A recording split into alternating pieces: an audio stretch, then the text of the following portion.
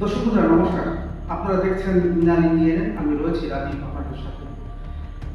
আজকে যে বিষয় নিয়ে আমি আলোচনা করব অবশ্যই সেটা গন্ডাছড়া। গন্ডাছড়াতে গত কয়েকদিন ধরে কি ধরনের পরিস্থিতি তৈরি হয়েছে সেটা আপনারা সবাই সোশ্যাল মিডিয়াতে হোয়াটসঅ্যাপ গ্রুপে আপনারা দেখে নিয়েছেন। কিন্তু আমরা কয়েকজন সাংবাদিক আমরা মনে করেছি যে বাস্তব কি পরিস্থিতি রয়েছে গন্ডাছড়া এলাকায় সেটা একবার নিজেরা গিয়ে আমরা প্রত্যক্ষ করি। সেই মোতাবেক আমরা গন্ডাছড়ায় সেদিন গেলাম এবং গিয়ে আমরা যা বাস্তবে লক্ষ্য করতে পেরেছি তা কিন্তু সামাজিক মাধ্যমে যে ধরনের বার্তাগুলো সে সময় ছড়িয়েছিল এবং পুলিশ প্রশাসন থেকেও যে ধরনের নোটিশ বা যে ধরনের বার্তা ওনারা দিয়েছিলেন যাতে এই ধরনের কিছু সমস্যা যাতে না কেউ বলে, সে বিষয়টাও আমরা লক্ষ্য করেছি। এবং আপনারা যারা আগরতলায় রয়েছেন বা শহরের মধ্যে যারা রয়েছেন আপনারা কিন্তু চিন্তা করছিলেন যে গন্ডাছড়া এলাকায় কি ধরনের ঘটনা ঘটছে, নাকি একটি জাতি অন্য জাতির উপর আক্রমণ করছে বা একটা জাতি দাঙ্গার মতো অবস্থা বা পরিস্থিতি সৃষ্টি হচ্ছে কিনা তার প্রতি কিন্তু আপনারা নজর রাখছিলেন। এবং আমরা চিন্তা করেছি সেই মুহূর্তে যে আমাদের প্রয়োজন, যেহেতু আমরা পেশাগত দায়িত্ব পালন করি, বাস্তব পরিস্থিতি কি রয়েছে গন্ডাছড়া সেটা আমরা একবার সরজমিনে গিয়ে আমরা সেটাকে লক্ষ্য করি এবং তার বাস্তব যে পরিস্থিতি সেটা আপনাদের উদ্দেশ্যে আমরা তুলে ধরি। সেই তাগিদে আমরা গন্ডাছড়ায় গেছি এবং গন্ডাছড়ায় যারা আক্রান্ত হয়েছেন তাদের সঙ্গে কথা বলেছি, যাদের পরিবারের যারা শরণার্থী শিবিরে রয়েছেন এই আক্রমণের ফলে তাদের সঙ্গে আমরা কথা বলেছি এবং যে সকল বাড়ি ঘর তছনছ হয়েছে, লুটপাট হয়েছে, আগুন দিয়ে পোড়ানো হয়েছে সে সকল বাড়ি ঘরেও আমরা যাই এবং প্রত্যেকটি লোকের সঙ্গে আমরা কথা বলি। কথা বলে আমরা যতটুকু জানতে পেরেছি সে বিষয়টি আমি আজকে আপনাদের সামনে তুলে ধরার চেষ্টা করছি। দর্শক বন্ধুরা, প্রথম দিকে আমরা যেরকমটা চিন্তা করছিলাম বা আপনারা যেরকমটা ভাবছিলেন যে হয়তো বা একটা জাতি দাঙ্গার পরিস্থিতি সৃষ্টি হয়েছে গন্ডাছড়া এলাকায়, কিন্তু আমরা যা তুলে এনেছি বা যেটা আমি এখন আপনাদের সামনে এক্সপ্রেস করব সেটা শুনলে আপনারা অবাক হবেন। বর্তমানে গন্ডাছড়া শান্ত রয়েছে, পরিস্থিতি স্বাভাবিক রয়েছে, ল অ্যান্ড অর্ডার ঠিক রয়েছে এবং সবটাই হয়েছে রাজ্যের মুখ্যমন্ত্রী ডক্টর প্রফেসর মানিক সাহার কারণে। আজকে উনি ইনিশিয়েটিভ নিয়েছেন এবং প্রশাসন বা আরক্ষা দপ্তরের যারা উপর মহলের যারা আধিকারিকরা রয়েছেন ওনাদের সঙ্গে কথাবার্তা বলেছেন এবং সেখানে দেখা গেছে বর্তমান সময়ে রাজ্যের মাননীয় মুখ্যমন্ত্রী প্রফেসর মানিক সাহার কারণে আজকে গন্ডাছড়া এলাকা শান্ত রয়েছে এবং শান্তির বাতাবরণ সেখানে বিরাজ করছে, যেটা আমরা স্বচক্ষে সেখানটা দেখে এসেছি। কিন্তু সেদিন রাত্রিবেলা বা সেদিন কি হয়েছিল ঘটনাটা সেটা আপনারা সবাই জানেন, সেটা একবার আপনাদের কাছে তুলে ধরবো। কিন্তু যেটা বলছিলাম যে মাননীয় মুখ্যমন্ত্রীর কারণে আজকে গন্ডাছড়া এলাকা শান্ত, কিন্তু কয়েকটা দিন আগে গন্ডাছড়া কিন্তু অশান্তির পরিবেশ কিন্তু বিরাজ করছিল। কেন অশান্তির পরিবেশ সেখানে সৃষ্টি হয়েছে? সেখানে কি এই পরিস্থিতি সৃষ্টি হওয়ার কথা ছিল? আমরা কিন্তু সেটা তুলে এনেছি। অবশ্যই সেদিনকার ঘটনা যেটা ঘটেছে সেটা অনভিপ্রেত এবং দুঃখজনক। যে ছেলেটা মারা গেছে মেলাতে, তাকে নিয়ে সবাই শোকস্তব্ধ, বিভিন্ন সম্প্রদায়ের সবাই শোকস্তব্ধ ছিলেন সেদিন এবং পুলিশ যথারীতি যারা 21 ছিলেন যার সঙ্গে ওর মারপিট হয়েছিল মেলাতে তাদেরকে গ্রেফতার করা হয়েছে। পরবর্তী সময়ে দেখা গেছে গন্ডাছড়া এলাকায় একটা উত্তপ্ত পরিবেশ, বাঙালিদের উপর আক্রমণ হয়েছে। কিন্তু এখানে প্রশ্ন হচ্ছে আমাদের ত্রিপুরা রাজ্যে এই ধরনের যে অশান্তির একটা বাতাবরণ আর্টিফিশিয়ালি তৈরি করার চেষ্টা হচ্ছে, এর পেছনে কারা কারা রয়েছে? এর পেছনে কারা কারা রয়েছে? অনেক বুদ্ধিজীবীরা বা যারা সাংবাদিকরা যারা আমরা আলোচনা করেছি সেখান থেকে একটা কথা বেরিয়ে এসেছে যে বর্তমান মুখ্যমন্ত্রী মানিক সাহাকে বা ওনার কার্য ক্ষমতাকে বা ওনার দক্ষতাকে কোনো না কোনোভাবে কালিমালিপ্ত করা এবং ওনাকে একটা কাঠগড়ায় দাঁড় করানো হচ্ছে, এই একটা চক্রান্ত হতে পারে, যেটা আমরা বা আমাদের মধ্যে যারা রয়েছেন বা গন্ডাছড়ায় যারা ছিলেন বয়স্ক ওনাদের সঙ্গে কথা বলে যেটা আমরা জানতে পেরেছি যে মুখ্যমন্ত্রীকে কিভাবে কালিমালিপ্ত করা যায়, রাজ্যে আইন শৃঙ্খলা পরিস্থিতি নেই এবং গন্ডাছড়া যে ধরনের ঘটনা ঘটেছে সেটাকে মণিপুরের ঘটনার সঙ্গে তুলনা করে সেটাকে ন্যাশনালাইজ করা, ত্রিপুরাকে বদনাম করা, এটা একটা চক্র কিন্তু কাজ করছে। এখন মুখ্যমন্ত্রীর দায়িত্ব থাকবে যে উনি এই সকল গভীরে গিয়ে প্রশাসনের মধ্যে ঢুকে থাকা যে সকল চক্র ওনাকে বদনাম করার চেষ্টা করছে বা ইচ্ছাকৃতভাবে দুটো জাতির মধ্যে এই ধরনের বিভেদ সৃষ্টি করার চেষ্টা করছে, তাদেরকে আইডেন্টিফাই করা। এবার আমি মূল প্রসঙ্গে যাচ্ছি। গন্ডাছড়ায় গিয়ে আমরা যখন যা দেখলাম, আমরা আগরতলা থেকে যখন শুরু করি তখন মাথায় চিন্তা ছিল একটা, যে সেখানে হয়তো বা জাতি দাঙ্গার কোনো একটা পরিস্থিতি তৈরি হয়েছে। আমরা যখন আগরতলা থেকে গন্ডাছড়ায় যাই তার আগে কিন্তু আমরা মানসিকভাবে একটা দিক চিন্তা করে আমরা সেই জায়গাতে যাই, কিন্তু যখন আমরা গন্ডাছড়ায় গিয়ে পৌঁছি এবং মানুষদের সঙ্গে আমরা কথা বলি, বিষয়টা একদম সম্পূর্ণভাবে পরিষ্কার হয়ে গেছে সেটা কোনো জাতি দাঙ্গা নয়, কোনো জাতির সঙ্গে কোনো জাতি যে একটা বিভেদ সেটা নয়। আমরা কি প্রত্যক্ষ করতে পেরেছি জানেন দর্শক বন্ধুরা, আপনাদের শুনলে অবাক হবেন। এলাকার মানুষরা যারা ক্ষতিগ্রস্ত হয়েছেন ওনারা বলছেন যে আমাদের উপর যারা রাত্রিবেলায় আক্রমণ করেছে তারা স্থানীয় দুষ্কৃতিকারী 2-3 জন থাকতে পারে বা 4-5 জন থাকতে পারে, কিন্তু বিশাল একটি গোষ্ঠী যারা বাইরে থেকে এসে আমাদের উপর আক্রমণ করেছে, আমাদের বাড়িঘর জ্বালিয়েছে, আমাদের ঘরে ঢুকে লুটপাট করেছে, আমাদেরকে সর্বশান্ত করেছে। ওনাদের বক্তব্য থেকে স্পষ্টভাবে যেটা উঠে আসছে, ওনারা বলতে চাইছেন যে গন্ডাছড়ায় যে ধরনের ঘটনা সেদিন রাত্রিবেলা ঘটেছিল, এই 22 কাঠ বা 6 এবং 7 কাঠে, সেই জায়গায় দেখা গেছে যারা আক্রমণ করেছে ওনাদের বক্তব্য হচ্ছে যে আমাদের স্থানীয় যারা জনজাতি যারা রয়েছেন ওনারা আমাদের সঙ্গে বন্ধুত্বপূর্ণভাবে আমাদের সঙ্গে ওনারা থাকেন এবং আমরা একসঙ্গে বাজার করি, একসঙ্গে ব্যবসা বাণিজ্য করি। কিন্তু সেদিন রাত্রিবেলা যে ধরনের ঘটনা সংঘটিত হয়েছে সেখানে ওনারা বলেছেন এলাকার কয়েকজন থাকতে পারে দুষ্কৃতিকারী, কিন্তু বড় একটি গোষ্ঠী যারা বাইরে থেকে এসে এই হামলা চালিয়েছে। এবং আমরা যেটা প্রত্যক্ষ করেছি যে ধরনের সেখানে ঘটনা ঘটেছে সেটাকে একটা মহল থেকে সেটাকে দাঙ্গার একটা পরিবেশ তৈরি হয়েছে বলে জনমনে একটা বিভ্রান্তি সৃষ্টি করার কিন্তু প্রয়াস নিয়েছিল, কিন্তু বাস্তবে যখন আমরা সেটাকে দেখি যে সেখানে জাতি দাঙ্গার কোনো প্রশ্নই নেই। একটি গোষ্ঠী তারা ইচ্ছাকৃতভাবে এই ধরনের ঘটনা সংঘটিত করেছে যাতে সারা ত্রিপুরা রাজ্যে একটা অশান্তির পরিবেশ সৃষ্টি হয়। বর্তমানে যে শাসক দলের যিনি মুখ্যমন্ত্রী রয়েছেন ওনাকে কালিমালিপ্ত কিভাবে করা যায়, এবং ওনারা আমাদেরকে বলেছেন যে এই ধরনের ঘটনা যে ঘটবে সেটা কিন্তু আমরা দুপুরবেলা থেকে আমরা আন্দাজ করতে পারি, কিন্তু সেই জায়গায় পুলিশের বিভিন্ন ধরনের গোয়েন্দা সংস্থা রয়েছে, তাদের কি ধরনের অ্যাক্টিভিটি ছিল, তারা কেন সেই ধরনের আগাম খবর ওনারা পাননি। পাশাপাশি যেভাবে আক্রমণ হয়েছে, যারা স্বচক্ষে দেখেছেন, অনেকে জঙ্গলের মধ্যে লুকিয়ে রয়েছে, কিন্তু যারা স্বচক্ষে দেখেছেন ওনাদের বক্তব্য হচ্ছে যে প্রশাসনের কারণে, প্রশাসন যদি চাইতেন সেদিন কিন্তু প্রশাসন ইচ্ছা করলে এই ধরনের ঘটনাকে ওনারা আটকাতে পারতেন, কিন্তু ঘটনা সেদিন কিন্তু ঘটেছে। ওনাদের সম্পূর্ণভাবে ওনারা দায়ী করছেন স্থানীয় পুলিশ প্রশাসনের উপর। সেদিন পুলিশ প্রশাসন নিরপেক্ষ থাকতে পারেনি, হয়তো বা কোনো না কোনো এক কারণে। এতে কোনো না কোনোভাবে রাজ্যের মধ্যে একটা অস্থির পরিবেশ যাতে তৈরি হয় সেই দিকটা কিন্তু সুচারুরূপে ত্বরান্বিত হয়েছে। এখন ঘটনা হচ্ছে আমরা যেভাবে যারা আক্রমণের শিকার হয়েছেন ওনাদের সঙ্গে কথা বলেছি, ওনারা আমাদেরকে বারবার বলছেন এই সকল ঘটনা ঘটার কারণ হচ্ছে দুটো।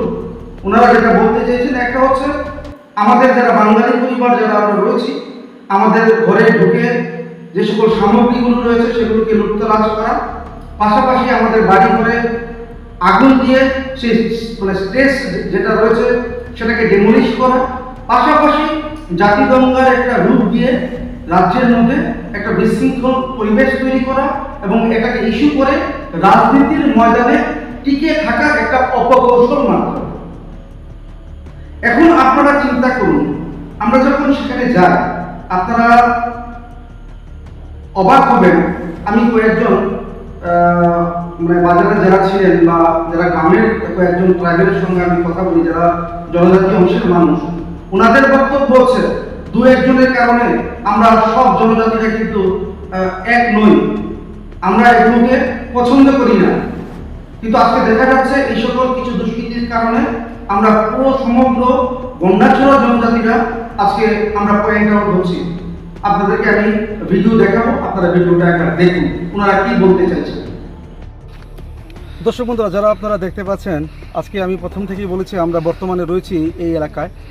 আরও একজন দাদাকে পেলাম, এই ঘটনা সম্পর্কে উনি কি বলতে চাইছেন সেটা একবার আপনাদের উদ্দেশ্যে আমরা তুলে ধরছি। কি বলবেন দাদা, এই যে ঘটনা সংঘটিত হয়েছে এই এলাকায়, আপনার দৃষ্টিভঙ্গিতে আপনি কীভাবে দেখছেন সেটাকে? এই তো আমরা কি বলবো, এখন দেশের মানে আমরা এলাকাতে যে তিরস্কার মানে কলেজ তিরস্কার এই শান্তি লাগে সবাই যদি চিন্তা মানে করং লাগে এইটার কি কথাই। আর তো শান্তি কিভাবে এখানে বিরাজ হবে, কি ভাবছেন? এই তো সবাই মানে পাহাড়ি বাঙালি সবাই শান্তি মানে থাকে, এইটা সবাই চিন্তা করং লাগবে এই কথা। তো আপনারা এই বিষয়ে কোনো ধরনের পদক্ষেপ নিয়েছেন যাতে শান্তি সম্প্রীতি বজায় থাকে? আমরা তো সবাই তো মন করে বলতে আছে সবাই শান্তি এটা বালা, এমন ইয়ার অশান্তি করে তো কেউ মানে হয় না, এটার করতে আছে। তো এখন আপনি তো বলছেন, আপনার মতামত দিয়েছেন যে আপনি শান্তি চাইছেন, ঐক্য চাইছেন। তো আপনার এলাকার যারা যারা রয়েছেন ওনারা কি ভাবছেন? এটাও এমন। তাহলে যারা যারা আছে ও যারা যারা এই সকল কাজে যুক্ত রয়েছে তাদেরকে কি মানে তাদের উদ্দেশ্যে আপনি কি বলবেন?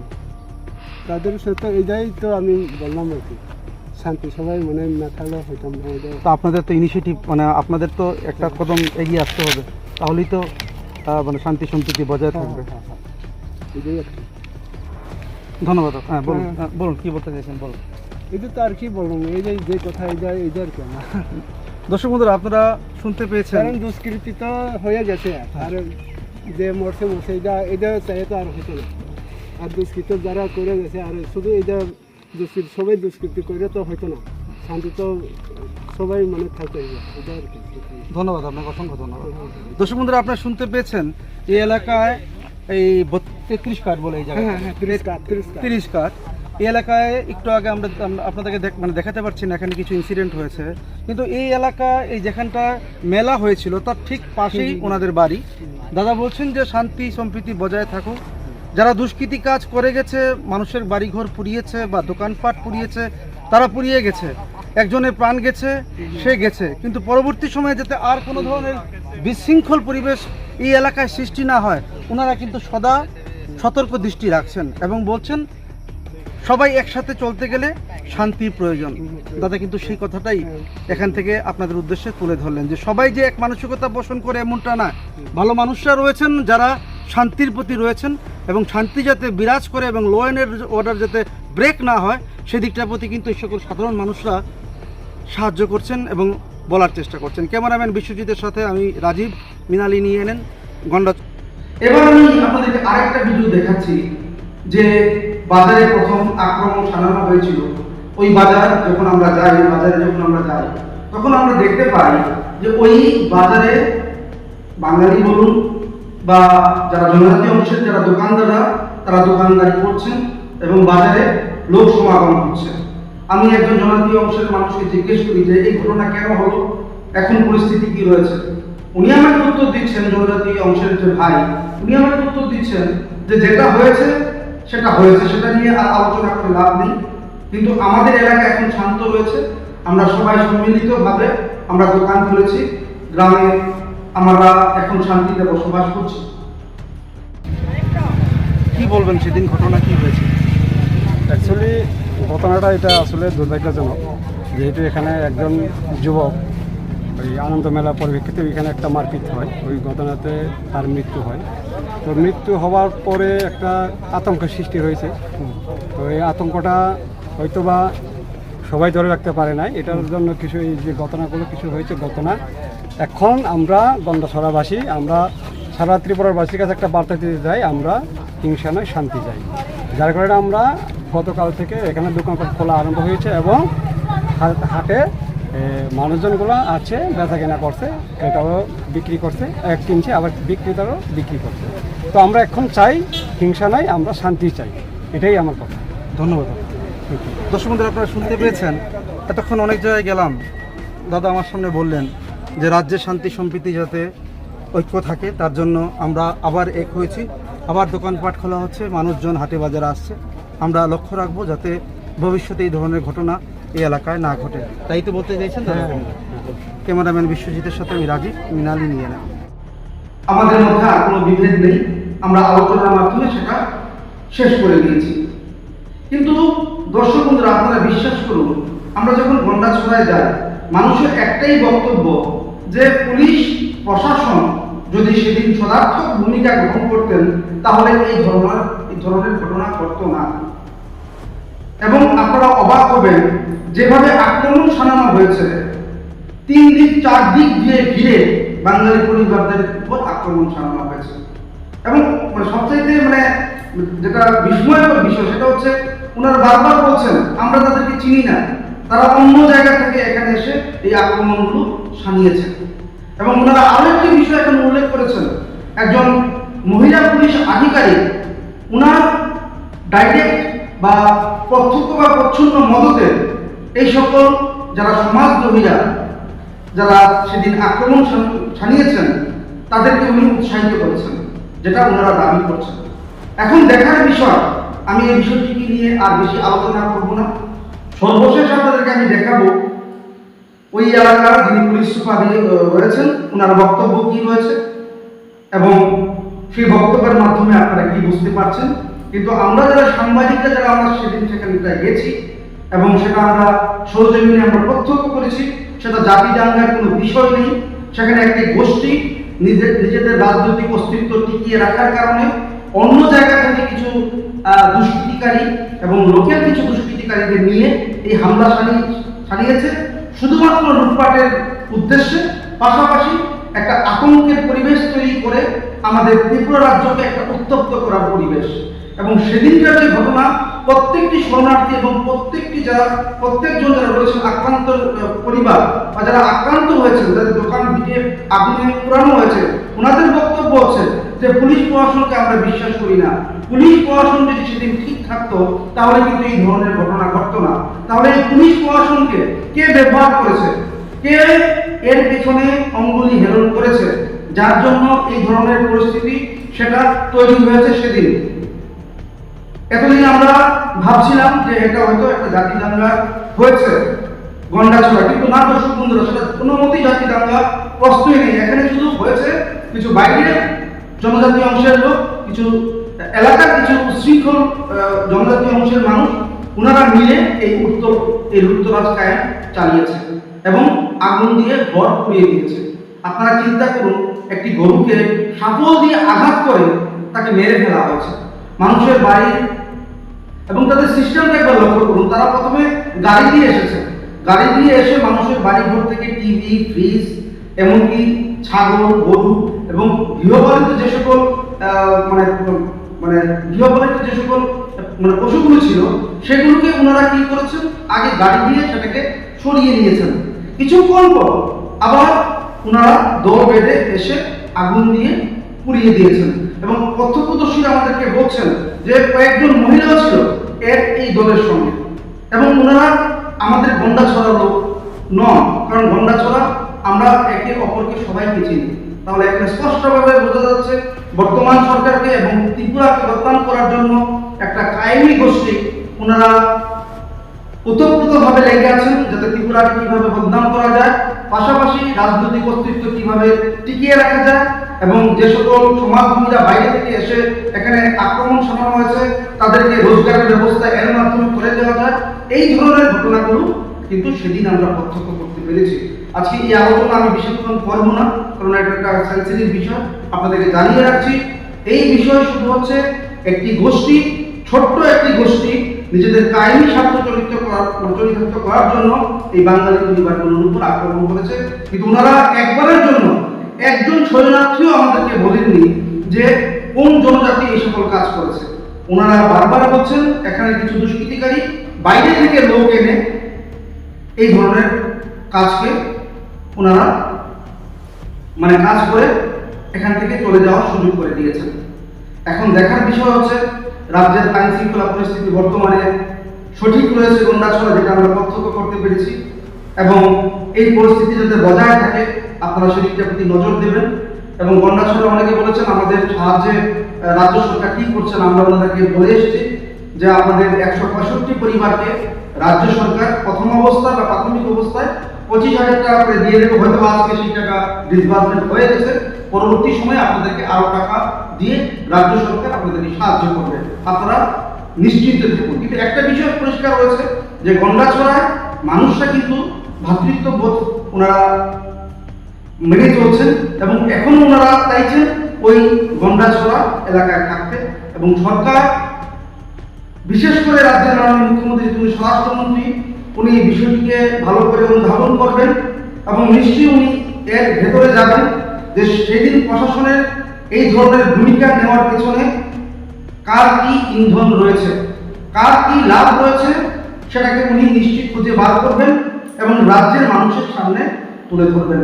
আজকে এই বলে আমি আমার আলোচনা এখানে শেষ করছি, কিন্তু দেখতে থাকবেন দর্শক বন্ধুরা, অবশ্যই মিলানি নিয়ে। নমস্কার দর্শক বন্ধুরা, এই মুহূর্তে আমরা গন্ডাছড়া থানা থেকে বেরিয়েছি। আপনারা দেখতে পাচ্ছেন যে পুলিশ প্রশাসন থেকে এখানে একটা হোল দেওয়ার জন্য বেরিয়েছে। যতটুকু আমরা জানতে পেরেছি যে এই মুহূর্তে এই এলাকা শান্তির পরিবেশ বিরাজ করছে। এখন দেখার বিষয় পুলিশ প্রশাসন আর কতভাবে মানুষদেরকে সাহায্য করতে পারে। কিন্তু মানুষের কিন্তু একটা বক্তব্য রয়েছে, সেদিন যদি পুলিশ প্রশাসন সঠিকভাবে কাজ করত তাহলে সেদিনকার যে ঘটনা যে ঘটেছিল সেই এলাকায়, নারায়ণপুর বাজার এলাকায়, সেই ঘটনা ঘটতো না। কিন্তু এখন আমরা বর্তমানে সরজমিনে এসে দেখতে পেয়েছি যে পুলিশ প্রশাসন এখন বাজে ঘটিতে 5টা, ওনারা কিন্তু টহল দিতে বেরিয়ে পড়েছেন শান্তি শৃঙ্খলা যাতে বজায় থাকে এবং ঐক্য যাতে বজায় থাকে, সেই জন্য কিন্তু পুলিশ প্রশাসন আজকে মাঠে রয়েছে। আপনারা দেখতে পাচ্ছেন রাস্তা দিয়ে ওনারা টহল দিয়ে যাচ্ছেন যাতে এলাকায় শান্তি বিরাজ থাকে, সেটার চিত্র আমরা তুলে ধরেছি আমাদের ক্যামেরার মাধ্যমে। আপনারা দেখতে পাচ্ছেন এই গন্ডাছড়া में गंडाचरा अभी एकदम नॉर्मल हो गया, धीरे धीरे लोग नॉर्मलसी के लिए रिटर्न कर रहे हैं। आप मार्केट गए होंगे, आपने देखा होगा 80% 90% दुकानें खुल गए, ऑलमोस्ट सब खुल गए हैं, लोग आने लगे हैं, सारे कम्युनिटी के लोग शॉपिंग भी कर रहे हैं और धीरे धीरे ये पूरी तरह नॉर्मल हो। सर एक बात सर, आपके जो हम विक्टिम है जिसके पास हम गए थे, हाँ, वो लोग पुलिस के ऊपर विश्वास नहीं कर पा रहे इस अभी जो सिचुएशन है वो क्यों ऐसा हुआ कि ये उस दिन के इंसिडेंट के बाद, इसीलिए मैं अभी 6 दिन से कैंप किया हुआ। मैं गंडाचरा में खुद ही प्रेजेंट हूँ 6 दिन से। सीएपीएफ आ गई है, सेंट्रल पुलिस फोर्सेज, आप देख रहे होंगे, आपने देखा होगा चप्पे चप्पे पे है, और एरिया डोमिनेशन चल रहा है, लोगों पे ट्रस्ट अब बढ़ रहा है, धीरे धीरे बढ़ रहा है।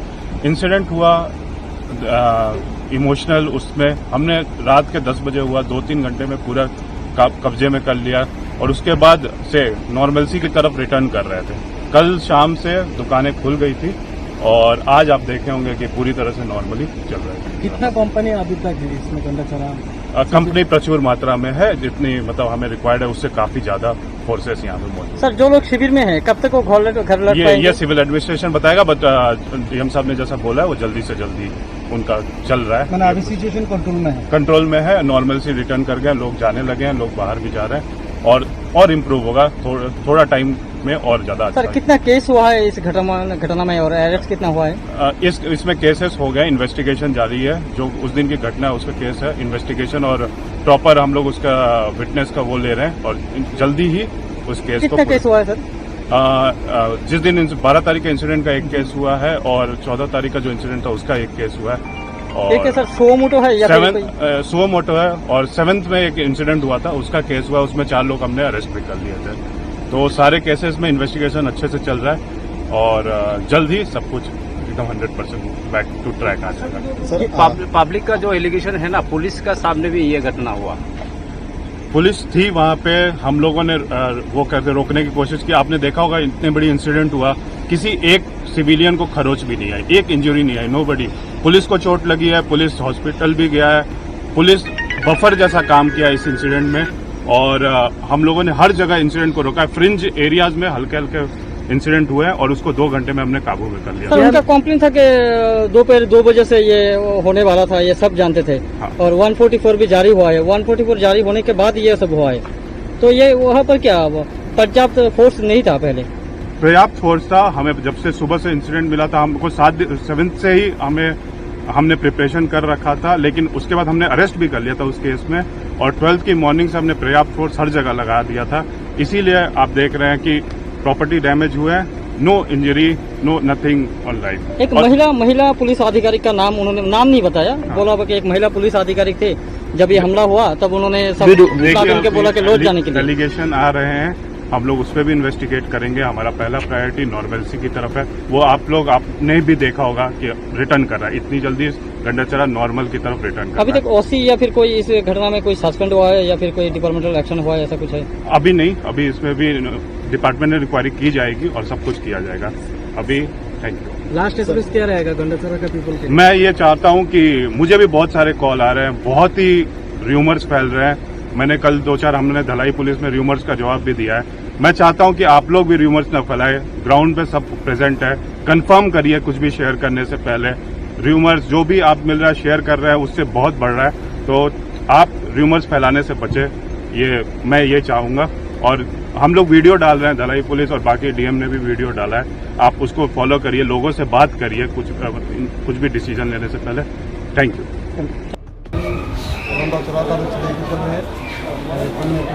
কমিউনিটি হলে আছেন, কবে থেকে আছেন এখানটায়? আমরা শনিবার থেকে আসি।